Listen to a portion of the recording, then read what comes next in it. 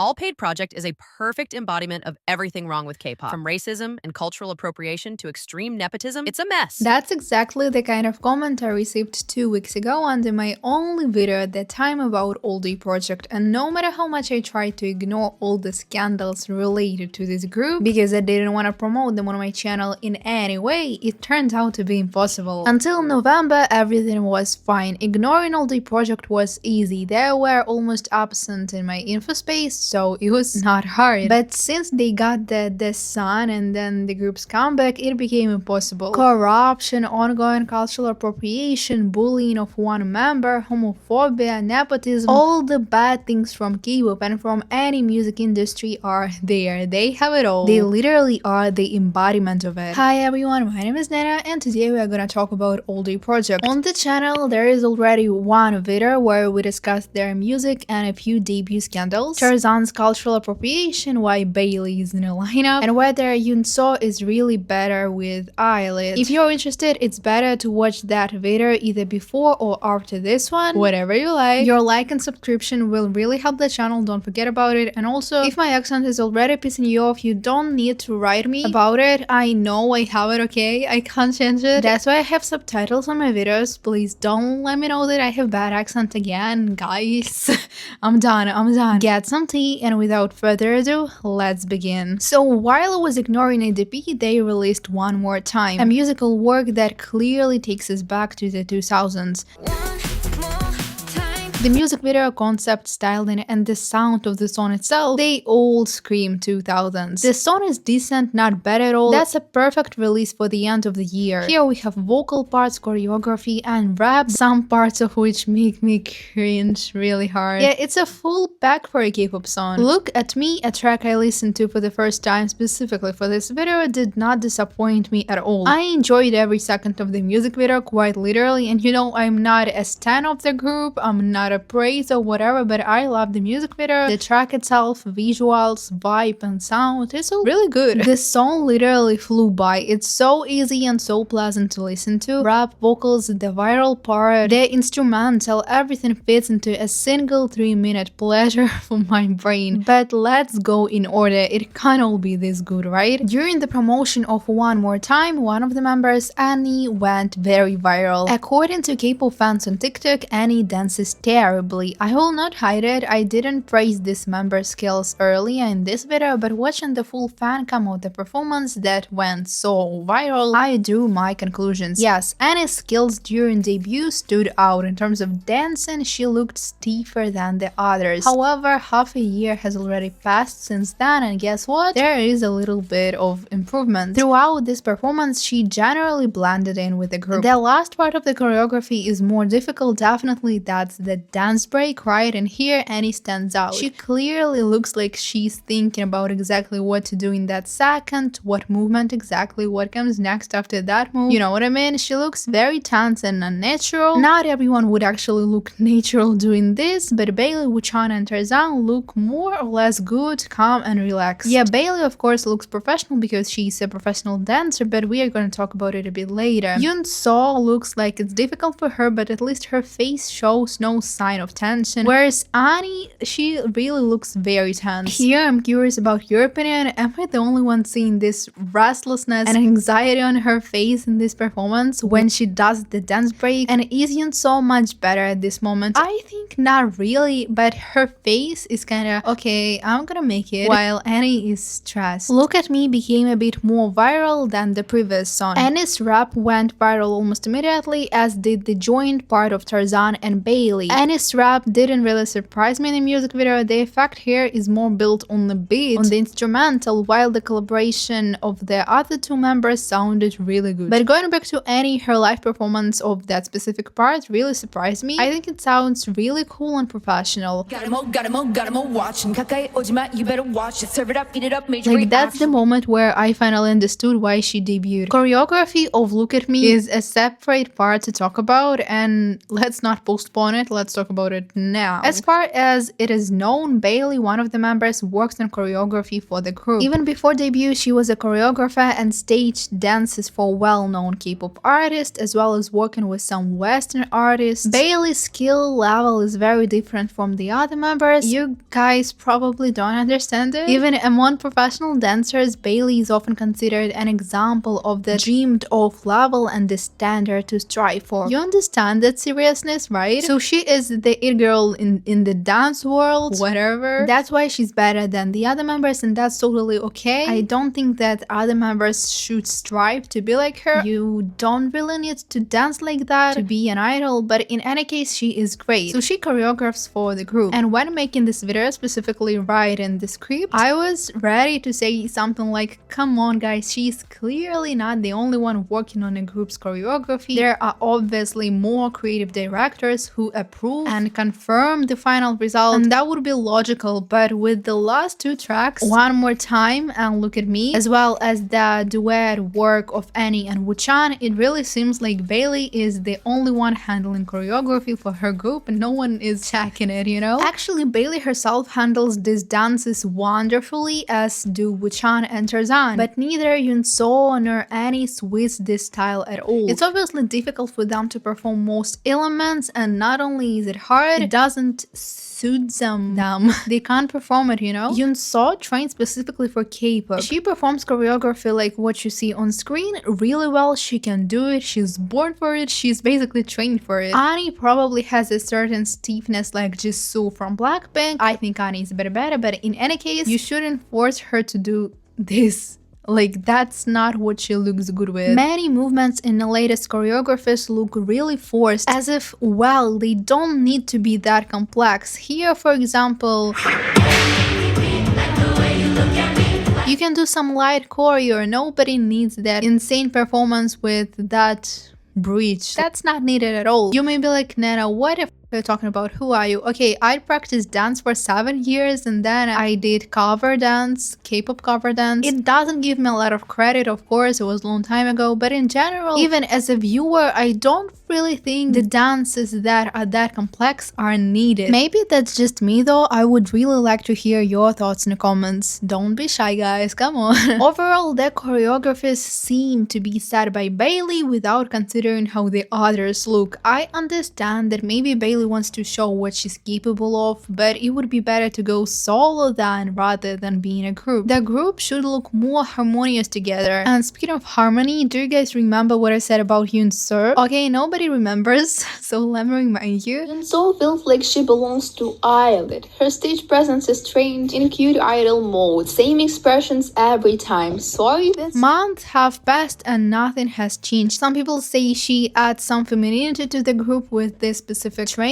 style, with her facial expressions, dances and all of that. Maybe that's the case. She maybe adds some kind of softness to ALLDAY project, but on stage this vibe often looks out of place in my opinion. She has trained facial expressions that repeat literally every time. You can literally predict when she will blink, when she will smile and all of that. This may sound a little bit harsh and I really don't want this to sound like hate. I don't want Yunso to be offended or anything, but it's just very visible that she trained not for this concept but for this one. I'm one of those hundreds of people who think it would have been better if Yunso debuted with ALLDAY or any group with their concept with cutesy girly vibe. I can really envision her on stage with other girls of ALLDAY, but ALLDAY debuted 2 years ago already, and yeah, why are we talking about this, right? I can also put myself in the place of Yunso. I can get how difficult it is when you're trying to move forward and you're constantly reminded, come on girl, you would have been better with ALLDAY. Like, what can she do now? We can only hope that she improves and fits better into the group, or maybe go solo with concept that she likes. Also, maybe it's just me and she's perfectly well with this concept. Better, you guys tell me, in your opinion, does Yunso add to ALLDAY project exactly what they were missing without her, or does she just not fit in there? Now it's time to talk about Woochan. We probably haven't really talked that much about him previously, but he got his first scandal in my memory. People call him homophobic because of this video.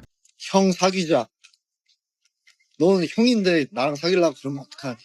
나는 Yeah, honestly, I don't get anything. Like, I'm trying to figure it out, but it seems like this is that situation where the hate and criticism are simply unfounded. I can't really say anything about this scandal, about Woochan allegedly being homophobic. I really don't see that in that clip. If I'm missing something here, please explain in the comments. I'm really excited to know, you know? So I think we can move on from here. Maybe you know that at the end of 2025, there was a video on this channel about the K-pop year and summary, and there we discussed the main reasons for criticism of Annie, namely nepotism. If you're interested, watch that video later, but I still wanted to generally describe the picture of nepotism in ALLDAY project specifically. Annie really comes from a very rich family. Think richest of the richest, yeah, them. The Chaebol family owns Samsung, and Samsung owns everything in Korea. She is not just some rich baby of rich parents, she is literally from the richest family in her country, guys. And South Korea itself is far from poor. I am not saying that Annie came into the black label, showed her passport, and with a mean face waited for them to debut her just because she's a Chaebol. No, but it's really stupid to deny that the company wouldn't want her just because of who her parents are. Having a member of this family in a group is already a huge advantage for the label. At minimum, it's a huge wave of hype during debut, and at maximum, direct investment. Plus, a group that has a Chaebol will always be talked about. I honestly don't know why so many fans defend it. It's not even something to defend. Yes, she's from the rich family, we can accept that and we can move on, but no. Her big fans often say that the girl's parents were against her debut and therefore didn't help her at all. First of all, guys, these are Annie's own words. She said her parents didn't support her. This could easily be a lie, technically. Maybe the company told her to say it, maybe she wanted to say it herself. After all, no one wants to have the image of an untouchable princess who always has everything perfectly. At least she had to get some sympathy through this story that her parents were against her career. That's so dramatic and people love that. Of course, this could be true, but what does it change? In my opinion, over time, the same parents would realize that yes, Annie will be an idol, and whether they like it or not,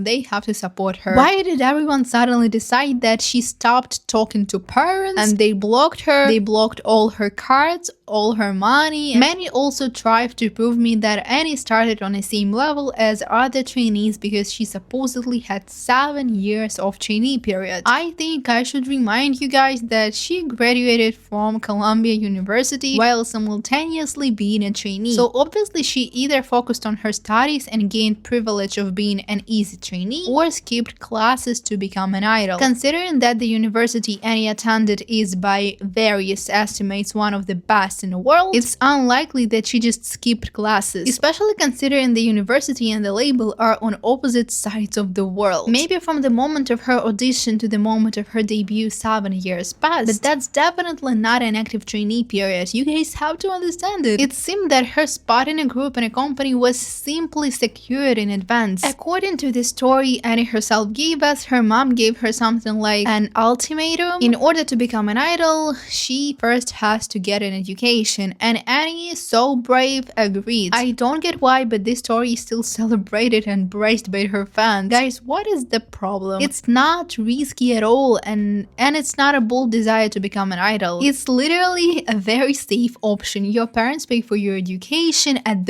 one of the best universities in the world, for your living expenses, and you're basically your best youth. You go to Coachella or whatever, you don't work, and then you return to Korea and become an idol. Look, if she had refused all the money her Chaebol family provided for her right after school and went to be a trainee, lived on equal terms with the others, now that would have been bravery. That would be a story to talk about. I'm not saying she had to do it. It's literally a very sad option for her. But why is the real story praised as if Annie did something grand? No, guys, she quite literally chose the safest option. That's understandable. I'm not blaming her, but why a have people making it out to be so brave. Let's talk about something more interesting. ALLDAY project is a co-ed group and the company actively exploits this. Recently, Annie and Woochan and Bailey with Tarzan released collaborations. Shipping in co-ed groups is an unavoidable part, and in the case of ALLDAY project, the company just reinforces it. But maybe a bigger role is played actually by the fans. At first, Yuno was actively shipped with Woochan. They got dating rumors even. Then he quote cheated on her with Annie, and then Bailey and Tarzan were always the canonical couple. Everyone praised them. What am I doing with my life? I may be partially annoyed by the fact that company plays into that, but let's be honest, if the fans weren't interested in the members' personal lives, the company wouldn't even allow the members to post anything like this. Personally, I don't believe in any romantic relationships between them. In my opinion, relationships at work are a terrible idea, especially when your job is to be a public figure. With K-pop, there are millions of fans who think they have the right to get into a personal life. Parasocial fans in K-pop are definitely extremely common. It's just not pretty at all to be dating your bandmate. Maybe you think otherwise? Let me know then. Romantic relationship between the members isn't something I would talk about, but relationships between the members themselves do raise some questions. According to a recent scandal, Yuno, the youngest member born in 2005, is being mistreated and disrespected in the group. This conclusion came from a clip where Annie talks about how all the members in real life like black, and Yuno chooses pink. Let's look at the clips. 이게 더 블랙 레이블에서 나온 그룹이기도 하고 네. 저희가 다 되게 시크하고. 어둡고 이런 이미지인데 거기 이제 영서가 너무 이제 오샷이 핑크 근데 아이템 무대에서는 안 그러잖아요. 이게 무대에서는 다 이렇게 하고 무대 밑에서는 제가 좋아하는 걸 Yeah, she was gonna say the same thing. 저는 다 블랙인 게 흰색이에요. 아니 죄송한데 더 블랙 레이블이잖아요. To me, there is no there at all, and in all the other clips of so-called confirmations of these accusations, I saw nothing at all. Yuno has her own little fan base, and her fans actually seem to infantilize Yuno. She is 20 years old, definitely young, but definitely not a child. I think she could defend herself, and if not, I really hope that there is no happening in the group. However, there are other facts that make real mistreatment of Yuno possible. She is the only member who didn't receive a subunit track. Annie made a song with Woochan, Bailey with Tarzan, and Yuno was left alone with no track at all. Technically, the company has no problem here. Maybe they thought that's the best they can do now. Maybe she's not ready for solo track or for subunit track. Also, maybe they want to give her solo later. I also understand why the fans were so mad about it, because in a co-ed group, all the members should be equal. That's really sad that she is the only one without a track. I still think that in ALLDAY project there are no signs of serious problems between the members, and the people making all these TikTok clips should maybe consider finding a job. Some members may actually not be very close to each other, but that's normal. I think that's even better for work. Being really close with your colleagues is kind of hard. Makes it hard to keep it professional and to make it work long term, you know. Some of you guys asked me to cover specific topics in this video. Is ADP's controversial nature a publicity stunt? I'm just so curious. So I guess the person is talking about whether their controversies are PR or not. I definitely think it is PR. YG Entertainment and the Black Label are known for their scandals, especially cultural appropriation. They know what publicity is. They don't care about how it affects a group's reputation. We had the same with Baby Monster. I heard overperforming and underperforming constantly. Their debut of 14-year-old Chiquita at that time, and so on and many more. So yes, in my opinion, the company most likely creates scandals and controversies for the group on purpose. Regarding Tarzan or Chewon mimicking black culture, we talked about that in this video specifically. We discussed it really in detail, so check it out. And the topic of allegedly paid award, the Sun, we discussed in that video, so I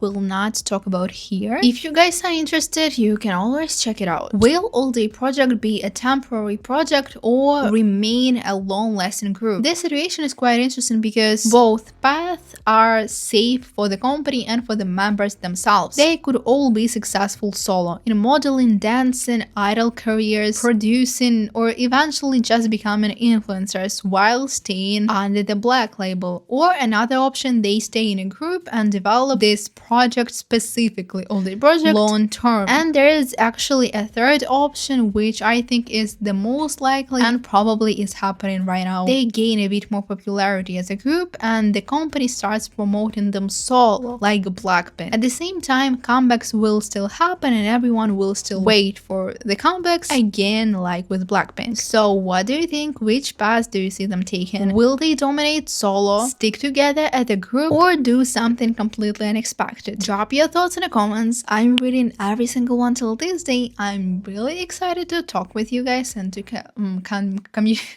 I forgot the word. To connect. Yeah. Thank you so much for watching. Thumbs up, subscribe, and everything like that. See you later. Bye.